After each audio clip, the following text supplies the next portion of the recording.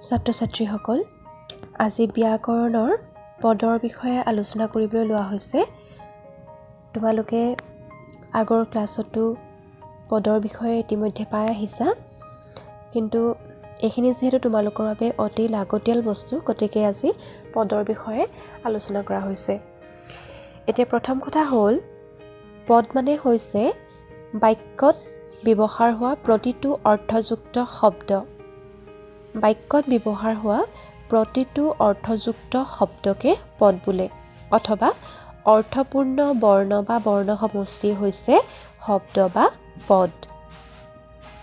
পদ ঘাইকৈ 4 প্ৰকাৰৰ। সেইকেইটা হ'ল বিশেষ্য পদ, বিশেষণ পদ, সৰ্বনাম পদ আৰু ক্ৰিয়াপদ। এতিয়া প্ৰথমে আমি বিশেষ্য পদৰ বিষয়ে আলোচনা কৰিব লাগিব, যে সাধাৰণ অৰ্থত নাম বুজোৱা পদকে বিশেষ্য পদ বোলে। যি পদে কোনো প্ৰাণী, বস্তু, ঠাই, গুণ, ক্ৰিয়া আদিৰ নাম প্ৰকাশ কৰে, সেই পদকে বিশেষ্য পদ বুলি কোৱা হয়। চমু অৰ্থত নাম মাত্ৰেই বিশেষ্য পদ, যেনে ৰুবুল, মীনা, গৰু, ঘোঁৰা, তাজমহল, ডিব্ৰুগড় ইত্যাদি। এইবিলাক হৈছে বিশেষ্য পদৰ একো-একোটা উদাহৰণ। আমি এতিয়া বিশেষ্য পদৰ ভাগবোৰৰ বিষয়ে আলোচনা কৰিম। বিশেষ্য পদৰ কেইবাটাও ভাগ আছে। তাৰ ভিতৰত এটা ভাগ হৈছে জাতিবাচক বা শ্ৰেণীবাচক বিশেষ্য পদ। যি বিশেষ্য পদে কোনো জাতি বা শ্ৰেণীৰ প্ৰত্যেককে একেটা নামেৰে বুজায়, তাকে জাতিবাচক বা শ্ৰেণীবাচক বিশেষ্য পদ বোলে। যেনে মানুহ, নদী, চৰাই, গৰু ইত্যাদি। এতিয়া মানুহ বুলি ক'লে একোটা নিৰ্দিষ্ট জাতিৰ নাম বিশেষভাৱে বুজাইছে।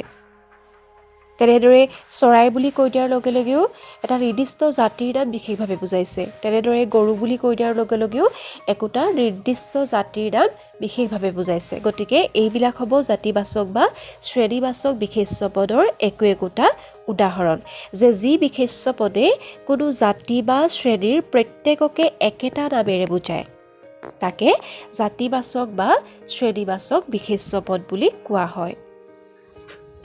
তাৰ পিছত বিশেষ্য পদৰে আন এটা ভাগ হৈছে নামবাচক বা সংজ্ঞাবাচক বিশেষ্য পদ।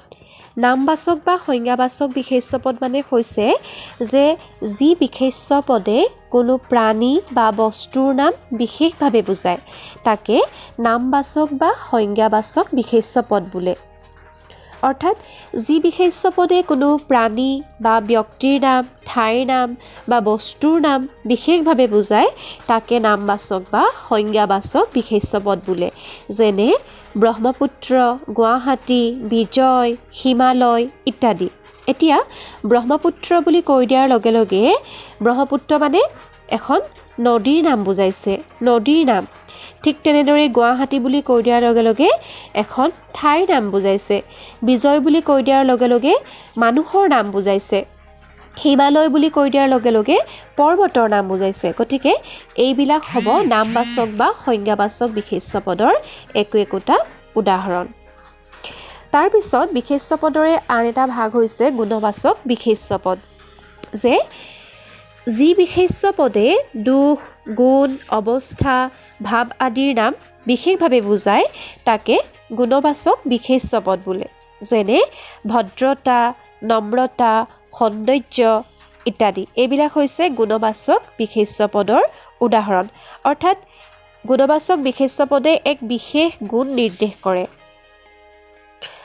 তাৰপিছত বিশেষ্য পদৰে আন এটা ভাগ হৈছে কালবাচক বিশেষ্য পদ, যে যি বিশেষ্য পদে কোনো সময় বা কালৰ নাম বুজায়, তাকে কালবাচক বিশেষ্য পদ বোলে। অৰ্থাৎ যিবিলাক বিশেষ্য পদে কোনো সময় বা কাল নিৰ্দেশৰ নাম বুজায়, সিয়ে কালবাচক বিশেষ্য পদ। যেনে সন্ধিয়া, পুৱা, দুপৰীয়া, গধূলি, আবেলি, ছেকেণ্ড, ঘণ্টা, মিনিট, শতাব্দী, মাহ, বছৰ এইবোৰ হ'ব কালবাচক বিশেষ্য পদৰ একো-একোটা উদাহৰণ। কিন্তু এইখিনিতে তোমালোকে মন কৰিবা যে মাহ, দিন, বছৰ আদিৰ বিশেষ কোনো নামৰ কথা বুজালে সি কিন্তু সংজ্ঞাবাচক বা নামবাচক বিশেষ্য পদৰ অন্তৰ্গত হ'ব। এতিয়া জানুৱাৰী বুলি কৈ দিয়াৰ লগে লগে সি এটা নিৰ্দিষ্ট মাহৰ নাম বিশেষভাৱে বুজাইছে, গতিকে সি হ'ব সংজ্ঞাবাচক বা নামবাচক বিশেষ্য পদৰ উদাহৰণ। গতিকে মাহ, বছৰ, দুপৰীয়া, গধূলি এইবিলাক কালবাচক বিশেষ্য পদৰ উদাহৰণ হ'ব। কিন্তু যদি মাহ, দিন, বছৰ আদিৰ বিশেষ কোনো নামৰ কথা বুজায় তেনেহ'লে সি কিন্তু সংজ্ঞাবাচক বা নামবাচক বিশেষ্য পদৰ অন্তৰ্গত হ'ব। এইখিনি কিন্তু তোমালোকে মন কৰিবা। তাৰপিছত বিশেষ্য পদৰ আন এটা ভাগ হৈছে ক্ৰিয়াবাচক বিশেষ্য পদ। ক্ৰিয়াবাচক বিশেষ্য পদ মানে যি বিশেষ্য পদে কোনো কাৰ্য বা ক্ৰিয়াৰ নাম বুজায় তাকে ক্ৰিয়াবাচক বিশেষ্য পদ বোলে। অৰ্থাৎ যিবোৰ বিশেষ্য পদে কোনো কাম বা ক্ৰিয়া সম্পন্ন হোৱাৰ নাম বুজায় সেয়ে হৈছে ক্ৰিয়াবাচক বিশেষ্য পদ।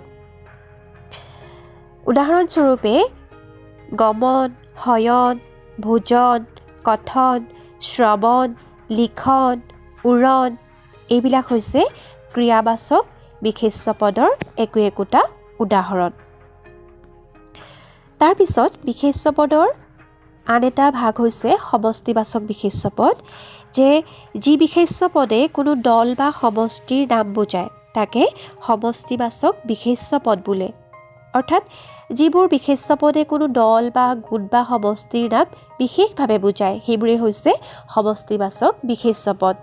উদাহৰণস্বৰূপে বৃন্দ, সকল, বুৰ, দল, শ্ৰেণী, সমিতি, সমূহ, জনতা, পৰিষদ ইত্যাদি এইবিলাক হৈছে সমষ্টিবাচক বিশেষ্য পদৰ একোটা উদাহৰণ। ছাত্ৰ ছাত্ৰীসকল, আজি তোমালোকে পদৰ বিষয়ে জানিব পাৰিলা, পদ কাক বোলে জানিব পাৰিলা, পদৰ ভাগসমূহৰ ভিতৰত বিশেষ্য পদৰ বিষয়ে জানিব পাৰিলা আৰু বিশেষ্য পদৰ যিবোৰ ভাগ আছে সেই ভাগবোৰৰ বিষয়ে জানিব পাৰিলা। বিশেষ্য পদৰ আৰু কেইটামান ভাগ আছে, তোমালোকে আজি এইখিনি জানি থোৱা, আমি পাছৰ ক্লাছত পাছৰ কথাখিনি আলোচনা কৰিম।